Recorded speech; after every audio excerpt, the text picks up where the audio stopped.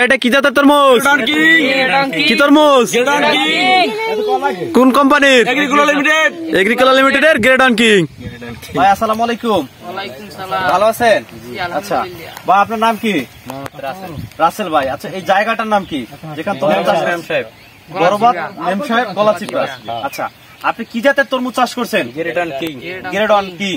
এটা কোন কোম্পানির? এগ্রিকোলা লিমিটেডের। আচ্ছা, আপনি এই কতটুকু জায়গায় চাষ করছেন? এক কানি।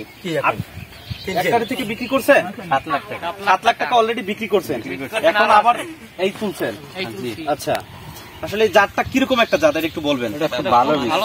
ভালো মানের বীজ। আচ্ছা, সাইজ ভালো, কালার ভালো, আর 3 ক্যারেটের মাল। আচ্ছা, আর কি বললেন? কালার ভালো, সাইজ ভালো, আর আগাম মাসে। আচ্ছা, খুব মানে 65 থেকে 70 দিনে আসে। 70 দিনে ফল দেয়। এটা 70 দিনে আমরা ফল কাটতে পারেন? ফল কাটতে পারি। আচ্ছা, 70 দিনে। আর গাছে কি কোনো ধরনের রোগ বালাই ধরতে ভাইরাস ছেড়ে যাচ্ছে? ভাইরাস খুব কম না? আচ্ছা আচ্ছা। তবে এই জাতটা চাষ করে আপনারা কি লাভবান হয়েছেন?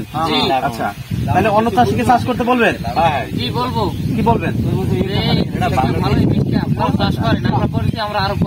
আচ্ছা, এটা কি জাতের তরমুজ? গ্রেডন কিং। আরো সবাই চাষ করতে বলবো, তাই না? আচ্ছা, ঠিক আছে ভাই, ভালো থাকবেন।